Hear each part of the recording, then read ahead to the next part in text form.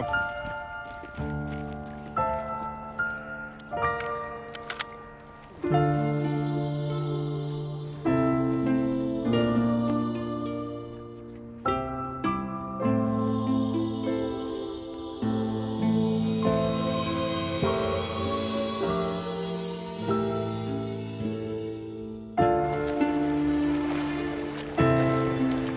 Det er Anne i hvert fall. Thelma. Tar du også kjemi, eller? Nei, biologi.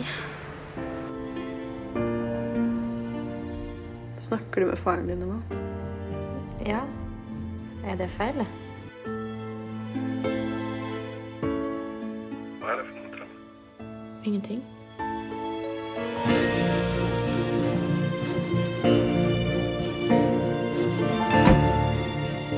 Den skannen som vi tok nå, den utelukker som sagt hjernesvulst. Så sitter jeg jo her med at du hadde et slags anfall da du var 6 år. Det visste jeg ikke. Nei, pappa er lege, så han har liksom alltid tatt seg av sånne ting.